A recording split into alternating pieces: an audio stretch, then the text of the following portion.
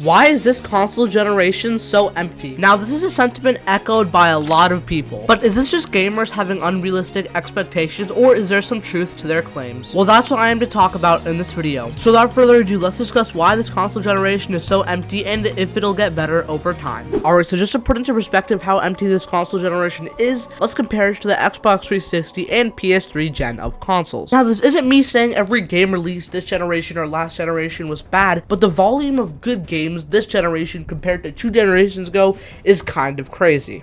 Like, releasing in that generation, we had Uncharted 2, Halo 3, Red Dead Redemption, Grand Theft Auto 4, Arkham Asylum, Assassin's Creed 1, Assassin's Creed 2, Assassin's Creed Brotherhood. I could go on and on. Now, you might say, well, what do you mean? We've had some great games this generation, like Resident Evil 4 Remake, God of War Ragnarok, Hogwarts Legacy, and Forza Horizon 5. And that is true, these are all great games. However, they are also all playable on last-gen consoles, which are over 10 years old at this point. Now, this has made it so that most people just haven't upgraded from last-gen consoles. Now, there's nothing inherently wrong with this. If it ain't broke, don't fix it. But it's made it so that developers don't really want to make games for next-gen consoles and just stick with old-gen machines. And this brings me to my next problem. And that problem is a lack of new properties. To prove this point, think about the last single-player game you played. Now, think about if this game is an original property or a sequel to some other game. And for the vast majority of people, the answer is the latter. Whether you thought of God of War Ragnarok, Elden Ring, GTA 5, etc. All of those are among the most popular games, and all of those are sequels or are in series. Now, the main reason for this is that making games are expensive and companies don't want to risk new properties, instead sticking to the things they know will at least attract some sort of fan base. But this doesn't mean new game properties can't work. Just take Black Myth Wukong, for example, a game that is absolutely taking the industry by storm. It's a complete new property from a mobile game company, for crying out loud, and it's absolutely amazing. And while I do think Black Myth Wukong is definitely a good game, I don't think its success is necessarily just attributed to the game itself, but the fact that other gaming companies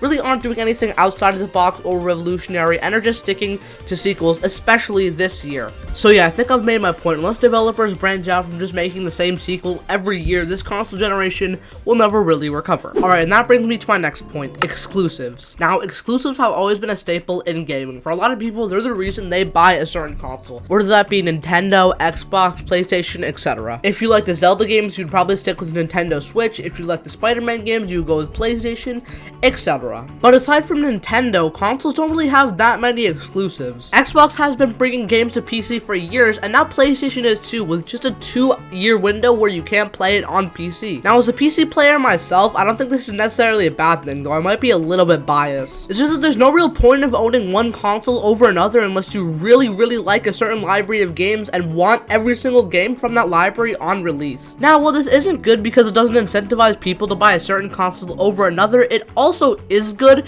because exclusivity in gaming was kind of a negative thing overall to begin with. Let me explain. Now, exclusivity was kind of a measure of superiority, like in the console wars. People would be like, oh yeah, I own this console, I can play these games, you can't, my console is superior. But nowadays it's like, oh, you want to play God of War but you don't have an Xbox? Well, no problem, it's available on Steam. In fact, the very footage you're seeing right now of God of War was captured on PC. Also, this does apply to a certain extent on Nintendo games too because of emulation on PC.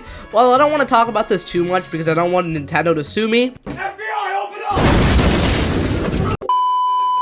But let's just say game emulation used to be pretty hard, and now thanks to some tools, it's extremely easy. But this only really applies to PC users, of course. And it's not just console games to PC. Xbox is planning on releasing every new game and porting games like Hi-Fi Rush onto PlayStation, their direct competitor. But I think Xbox has stepped it back on exclusives and is more focused on Game Pass. And this brings me to my final talking point, subscription services. Now, back when Xbox Game Pass came out, we thought that was going to be the only subscription service, but now it feels like every single gaming company and their aunt has a subscription service. Like EA has one, Ubisoft has one, and Rockstar even has GTA Plus, whatever that is, basically just pay to win in GTA Online, which is definitely not amazing, but that's a topic for another time. Now, in a vacuum, none of these subscription services are necessarily that bad, but pile them all up, and we get a reality kind of like streaming services where you need to buy a specific one for like each TV show you want to watch, and it ends up you're paying like $10 a month. It would be cheaper to just buy buy them outright. But yeah, I still don't think we're anywhere near like being fully like subscription service gaming. Like people still buy a lot of physical games and a lot of digital games, so I don't think we're near that, but that could be a reality in the near future. Like I'm just saying, I might go from, oh, I can play the newest Call of Duty on Xbox Game Pass to I play every game on Xbox Game Pass, EA Play, and Ubisoft Plus. And I personally don't want that future. I enjoy owning games.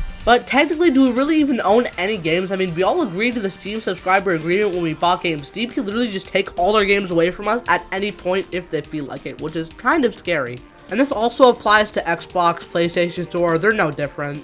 Even when you buy physical games, you don't technically own them because the game isn't even on the disc. You have to download it separately. The disc is basically just a key to unlock the game. But yeah, guys, I think that's gonna wrap it up for today's video. Let me know in the comments below. Do you like this console generation, or do you think it's dying to? Like, it's always gonna be positive. So let me know down in the comments. Do you like it or not? Also, if you made it this far, like and subscribe. You might as well. I mean, road to 3,000 subscribers. We're not really close to being there, but hey, I'd love to get there. But yeah, you guys just heard me yap about console generations for 6 minutes. So if you enjoyed this one, then go hear me yap about The Witcher 3 and if you should buy it in 2024. I'll see you next time, guys. Bye.